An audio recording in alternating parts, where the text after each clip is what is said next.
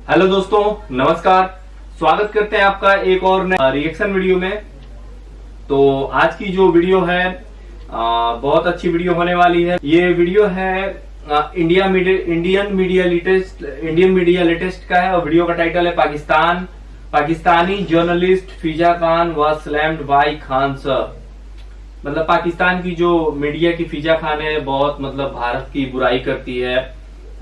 जो फिजा खान है, फिजा अकबर खान नाम है, बहुत ज्यादा मतलब हमेशा नफरती एंकर एक ऐसी है कि जो भारत के खिलाफ हमेशा नफरत वाले जो है स्टेटमेंट देती है और बहुत ज्यादा मतलब इन लोगों को सिखाया ऐसा ही जाता है। तो उसी पे वीडियो है, देखते हैं खान सर ने कैसे फिजा खान को स्लैम किया और कैसे फिजा खान जो है वो धूल चाट गई। तो देखते हैं वीडियो, बहुत बढ़िया वीडियो होने वाला है। ये वीडियो इंडियन मीडिया लेटेस्ट का बहुत अच्छा वीडियो बनाते हैं पाकिस्तान से related video. So let's start.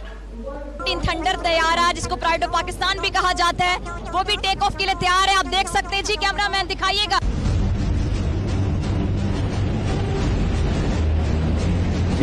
Thunder 17 तेरे तो एल लग गए। जब से हमारे पड़ोसी मुल्क पाकिस्तान का जन्म हुआ है तब से ये कम से कम 4 बार भारत के ऊपर मेजर अटैक कर चुका है, 4 बार भारत पे युद्ध थोप चुका है और चारों बार इस पाकिस्तान नाम के मुल्क और भी बहुत सारे युद्ध हुआ है। वाह मोदी जी वाह। हमेशा जीत का सपना लेके भारत पे अटैक किया, लेकिन हर बार टाइम फिस। फिक्र ना करें, मगर क्यों? लोग भूल जाएंगे इसको। और सबसे कमाल की बात तो ये है कि अपनी हार को स्वीकारते नहीं है, बल्कि ये कहते हैं हम जीत गए थे, हम जीते थे। हमारे पास था जज्बा ईमानी, उस जज्बा ईमानी की वजह से जो टैंक छोड़कर वो भाग गए थे, वो टैंक आज हमारी कस्टडी में, पाकिस्तान की कस्टडी में नहीं चलेगा कि ये सब कुछ प्लान पाकिस्तान ने किया था और जानबूझ के ये करवाया गया था। और यही गलतफहमी एक पाकिस्तानी पत्रकार है फिजा खलीफा, उसने पाली हुई है। पाकिस्तान ने भारत को धूल चटा दी, पाकिस्तान ने भारत को शिकस्त से दो चार किया। मैं श्योर हूँ इस बात पे, मुझे श्योर है कि पाकिस्तान जीता। नहीं चलेगा। अल्हम्दुलिल्लाह हम पाकिस्तान इंडिया से 1965 में जीते थे। पाकिस्तान में आज भी जंग आपस में लड़ी जा रही है। ये क्या हो गया? ये क्या सुन रहा हूँ मैं? और इंडिया दुनिया से लड़ रहा है। तेरा बाप आया। और पाकिस्तान तो पूरी दुनिया के अंदर झूठ बोलने में माहिर है, इनकी तो कोई मिसाल ही नहीं है। पूरी दुनिया के अंदर कोई ऐसा शख्स हो जो इनके बराबर का झूठ बोल सके, कतई नहीं है भैया, कतई नहीं है। 1965 की जो जंग थी पाकिस्तान ने वो बड़ी खुश इखलाकी से और जुर्तमंदाना अंदाज से जीती। इनका कोई सानी नहीं है झूठ बोलने में। क्या था, पाकिस्तान ने हिंदुस्तान को उकसाया था। नहीं, मैं इस बात को नहीं मानती कि पाकिस्तान ने उकसाया हो। 1965 की वार को लेकर पाकिस्तानी पत्रकार फिजा खलीफा ने करे बड़े बड़े दावे, ऊंचे दावे, और आज वो पहुंच भी गई है एयरपोर्ट। अच्छा, आज हम मौजूद है पाकिस्तान एयरफोर्स की एक ऑपरेशनल बेस पर। लेकिन फिजा खलीफा का मुंह काला करेंगे हमारे खान सर, जो फिजा खलीफा को बताएंगे सच क्या है और झूठ क्या है। आतंकवादियों को माफ करना या ना करना ये ऊपर वाले का काम, लेकिन आतंकवादियों को ऊपर वाले तक पहुंचा देना ये इंडियन आर्मी का काम। तो आज फिजा खलीफा की खान सर लेने वाले अच्छे से।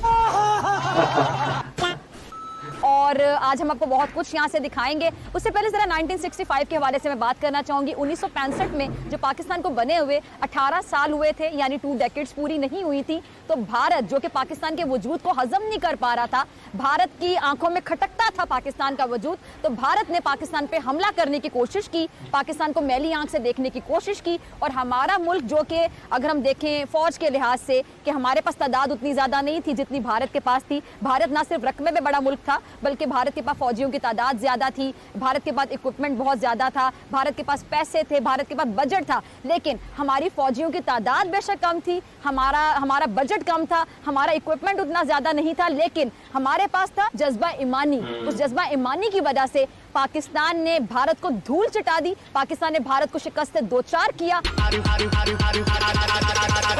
पाकिस्तान ने भारत को शिकस्त से दो चार किया। Are you comedy?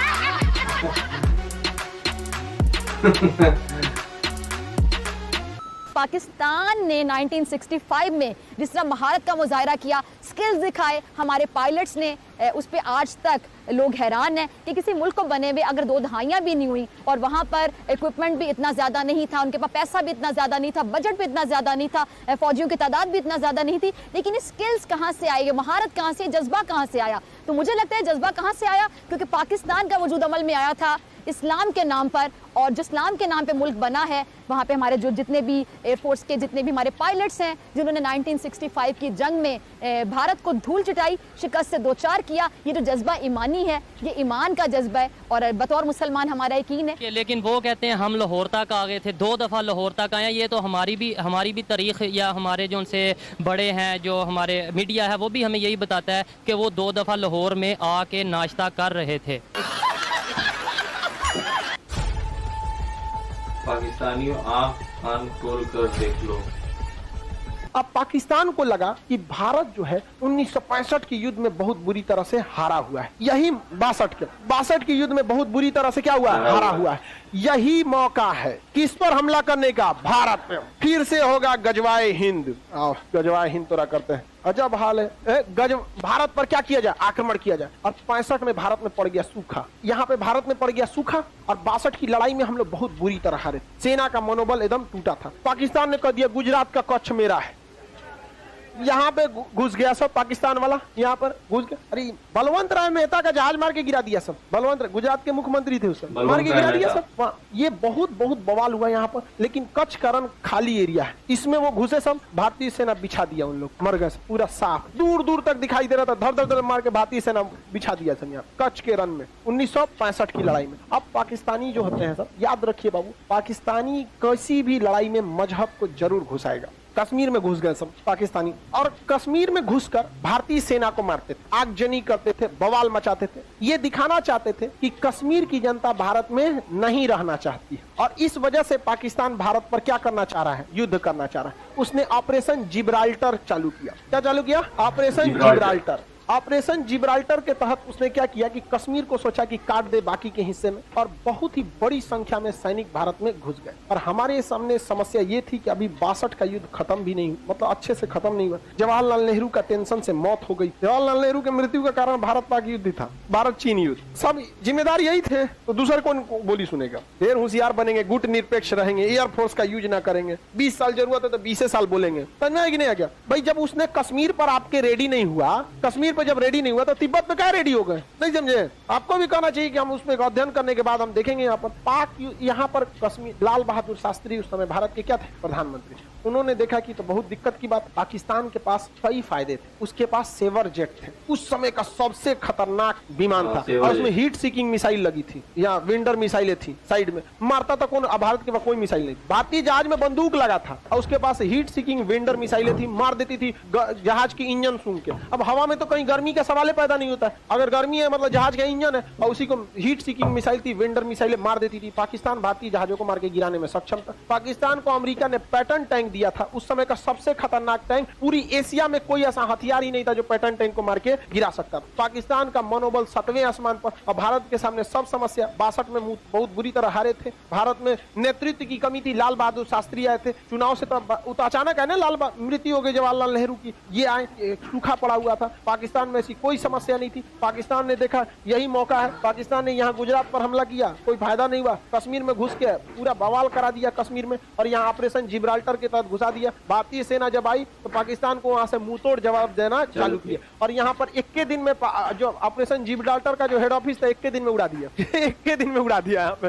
वहाँ ऑपरेशन जिब्राल्टर की इनकी हवा निकल गई, पाकिस्तानी सैनिक भागने लगे थे यहाँ से। तो यहाँ हमारी थल सेना ने बहुत ही बहादुरी का परिचय दिया, लेकिन यहाँ पर उसकी एयरफोर्स भारी पड़ गई। एयरफोर्स की जहाज जो थे उसके, उसमें ना मिसाइलें लगी थी, और मिसाइल खुद ढूंढ के मार देती है। अब बंदूक में क्या है, मशीन गन लगाए, जहाज को टेढ़ा करना पड़ेगा, इसे करके मारना बहुत मुश्किल हो जाता है। और उसकी दुनिया की सबसे खतरनाक जहाज एयरफोर्स नहीं था सर उस समय, तो अभी भी नहीं आया है, रेडी नहीं हुआ, अभी आ रहा है। क्या बात करते हो? उस समय टेक्नोलॉजी भी नहीं थी, एयरफोर्स तो दुनिया में कहीं नहीं था। तो उसके बाद वेंडर मिसाइलें थी, मार देती थी, धाए से कोई जहाजे नहीं उड़ता था उसके आगे, डर के मारे। हमारे पास सबसे घटिया जहाज उस समय का नॉट विमान था, उसके पास Sabre jet, Starfighter, Sabre jet, उस समय का सबसे उन्नत 5 जहाज और उसमें हीट सीकिंग मिसाइल, वेंडर मिसाइलें लगी, हमारी जहाज मार के गिरा दिया, उड़ने नहीं दिया। हाँ तो तब हो गया श्रीनगर एयरबेस पे आके बम मार के चल गए। तब क्या किया जाएगा? तो भारतीय सैनिक भी कहा जुगाड़ लगाया सब। इसने कहा एक काम करते हैं, पाकिस्तान के जो सेवर विमान है इनको हम लोग चकमा देते हैं। इन्होंने क्या किया, अपने नाट विमानों को बहुत ही हाइट पर उड़ाया, बहुत ही हाइट पर उड़ाया। किसको? नाट विमानों को, ताकि ये रडार के पकड़ में आ जाए। इन घोंचुओं को समझ में नहीं आया नाट विमान किसके पकड़ में आ गया? रडार में। और इन लोगों ने उड़ा दिया किसके खिलाफ? नाट विमान के खिलाफ। अब नाट विमान कमजोर थे और ये स्टार विमान थे, इनका पीछा करने के लिए ये ऊपर गए। अब मशीन गन की लड़ाई में देखिए, हमारे पास मिसाइलें नहीं, हमारे पास क्या था? Machine gun. मशीन गन अगर लड़ाई में रहेगी तो उसी को फायदा होगा जो पीछे है या फिर ऊपर है, धाए धाए मार देगा। अब पता चला आप आगे है, पीछवा से वो है, तो घूमे के मारेंगे, इसे मार देगा पीछे से, और उसके पास तो मिसाइल है। तो भारत ने फंसाया एयरफोर्स, नाट विमानों को क्या किया? ऊपर भेजा। और इनको था कि तुम भागा ना, रडार में ये पकड़ा गए, चल गए। और नीचे से भारत ने बाकी के 10 नाट विमान को नीचे से उड़ा दिया। ये रडार में आगे नहीं गया, इन घोंचुओं को पता ही नहीं है। ये मारने गया सब उसको, ये मारने गए इसको, चल गया सब हाइट से इधर से, ले आइए इधर से क्या हो गया, सब भाग गया सब। इनको लगा कि भाग रहा है भारतीय, मारो गजवाए हिंद। अरे ससुरा गजवा हिंद, तुम्हारा बाप आ रहा है। भारतीय सेना, वायुसेना के नाट विमानों ने उस समय के सेवर जेट विमानों को इस तरह से मारा कि पाकिस्तानी एयरफोर्स ने कहा कि सेवर जेट विमान अब उड़ान नहीं भरेंगे। समझे तो नहीं? इसे कहते हैं खौफ क्या होता है यहाँ पर। और ये हमेशा से होता रहा है। अमेरिका में कमेटी बैठाई गई कि नाट विमान कैसे मार दिया रे उसको, स्टार विमान, नाट विमान, यही होते रहेगा। अब समस्या समझिए, उस डॉक्टर के पास बहुत दुविधा थी। अगर वो इसके खिलाफ उड़ान नहीं भरेगा तो ऑलरेडी ये हाइट पे है, मार देगा, और उड़ान भर रहा है तो ये घेर के मारेगा। जाओगे कहां? सोचे तो नहीं, दोनों हाथ में, आगे खाई पीछे कुआं, मरोगे यहाँ पे। एयरफोर्स उसकी चौपट हो गई, और इतना बेहतर शुरुआत में हमारी एयरफोर्स चौपट हुई। इसलिए हमेशा याद रखिएगा, हथियार मायने नहीं रखता है, चला कौन रहा है ये मायने रखता है। आज भी सबसे विश्वसनीय जहाज, दुनिया में सबसे ज्यादा लड़ाई लड़ा है F-16 जहाज। ये अब बहुत मॉडर्न जहाज है, अमेरिका का ही दिया है। और सेवर जेट भी किसका दिया था? अमेरिका का ही। और स्टार विमान भी किसने दिया था? अमेरिका ने। Heat seeking missile America, vendor missile America हो दिया। यहाँ पर F-16 अभिनंदन लेके गए थे, MiG-21। इसे उड़ता हुआ ताबूत कहते हैं, दुनिया का सबसे पुराना जहाज है, झड़ गया इसका पेंट ओंट भी, लेकिन इससे मार दिए किसको? F-16। अरे इसमें एक को इंजन है ना, इंजन में फेल हो गया था इनका। स्टाल पोजीशन कहते हैं, बहुत ज्यादा हाइट कर देते जहाज, स्टाल कंडीशन में चला जाए, इंजन फेल हो जाता है, इसलिए इनके ऊपर मिसाइल हिट कर गई। अदरवाइज मिसाइल हिट नहीं करती, डबल इंजन रहता तब। और दूसरा विमान भी है 1980 का। आपके पास 1980 का मोटरसाइकिल है, क्या हाल होगा? लेकिन हिम्मत देखिए उस आदमी का कि लेके उड़ गया, और किसको मारने के लिए? मारियो दिया उसको, वो तो दूसरा का आके ना मार दिया यहाँ पर। और दूसरी बात, वो पाकिस्तान की टेरिटरी में थे। हिम्मत देखिए, उनसो के पास इतना उन्नत जहाज होने के बावजूद यहाँ नहीं आए, दौड़ा दिए वहां पर। अरे वो तो गलती हो गया ना, सुखोइया पीछे था, सुखोई 30 MKI थोड़ा सा पीछे था, नहीं तो उनका तो जो लाहौर में घुस के उनको तबाही मचा के आता। तो 65 के युद्ध में एयरफोर्स ने क्या कर दिया? धावा बोल दिया। और भारतीय सैनिक तो मनोबल आगे था ही। अरे भाई, एयरफोर्स के चक्कर में ना भारतीय सैनिक आगे नहीं बढ़ रहे थे। जब एयरफोर्स ने भारतीय सेना को कहा कि आप टेंशन मत लो, उनकी एक जहाज नहीं उड़ेगी, तो भारतीय सेना अगले दिन लाहौर पहुंच गई। लाहौर पहुंच गई थी, और लाहौर के स्कूल पर पाकिस्तान का झंडा हटा के और वहां तिरंगा झंडा लहरा दिया गया था वहां। ये हकीकत है। भैया आप लोगों के पास जितने भी टिश्यू पेपर वगैरह हो सब फिजा खलीफा के लिए रिजर्व कर लीजिए, क्योंकि जब भी ये फिजा खलीफा इस वीडियो को देखेगी तो वो जरूर कोने में बैठ के सूखेगी, रोएगी, बिलबिलाएगी। बात तो सही है। तो फिजा खलीफा जी इतना झूठ मत बोला कीजिए, जो सच हो उसको स्वीकार कर लेना चाहिए। सही बात है। और आप लोगों को क्या विचार है फिजा खलीफा के झूठ और प्रोपेगेंडा के ऊपर, उसके लिए आप कमेंट सेक्शन आपका ही है, फैल दीजिए फिजा खलीफा को। आप लोग अपना ख्याल रखिए। आपका भाई आपके लिए पाक मीडिया से रिलेटेड वीडियो लाता रहता है। जय हिंद, वंदे मातरम, जय श्री राम। समाप्त हो गया। बहुत अच्छे से एक्सप्लेन किया खान सर ने कि जो 1965 का युद्ध था वो कैसे लड़ा गया। जैसा कि पाकिस्तान के लोगों को हमेशा झूठ बताया जाता है कि जो 59 हो गया या 1948 हो गया, 1900 हो गया, और या 1971 का जो युद्ध हो गया, वो सभी युद्ध जो है वो पाकिस्तान ने जीता है। वहां के मतलब लोगों को झूठ बताया जाता है जैसा। लेकिन अगर आप पाकिस्तान के इंडिविजुअल्स जो राइटर्स हैं या फिर जो जर्नलिस्ट हैं, इंडिविजुअल्स जो किसी का पक्ष नहीं लेते हैं, वो अपनी बात रखते हैं, उनका अगर आप कोई किताब पढ़ें तो आपको पता चलेगा कि जो चारों युद्ध हुआ था, वॉर हुआ था इंडिया पाकिस्तान के बीच, वो स्टार्टिंग भी पहले पाकिस्तान की ओर से हुआ था, और जीता भी उस युद्ध को, चारों युद्ध को भारत ने ही जीता था। 1971 का युद्ध हो गया, कह सकते हैं कि आप बांग्लादेश को अलग करने की बात आई थी 1971 में, तो उस युद्ध में भी अमेरिका ने पाकिस्तान की बहुत हेल्प की थी, लेकिन उस समय भी भारत की दोस्ती का हाथ बढ़ाया था रूस ने। तो कहीं ना कहीं हर युद्ध जो है वो भारत ने जीता है। पाकिस्तानियों को ये गलतफहमी रहता है कि वो चारों युद्ध वही जीते हैं, और वो सोचते हैं कि हर युद्ध जो है वो, पता नहीं क्यों उनको झूठ सिखाया जाता है, सच्चाई स्वीकार नहीं करना चाहते हैं। और रही बात इंडियन आर्मी की, तो इंडियन आर्मी में बहुत दम है। वह तो पाकिस्तानियों को सिखाया जाता है कि हमारे में जो है जज्बा और ईमान बहुत ज्यादा भरा है। उन लोगों को यही सिखाया जाता है, उन लोगों को तो पता है नहीं कुछ भाई, बस उन लोग का एक ही मोटिव है, गजवा ही हिंद करना। लेकिन उन लोगों को पता नहीं है कि जो वो लोग सपना देखते हैं वो सपना कभी पूरा होने वाला नहीं है। इंडियन आर्मी हमेशा तैयार है, चाहे वो कश्मीर में हो गया।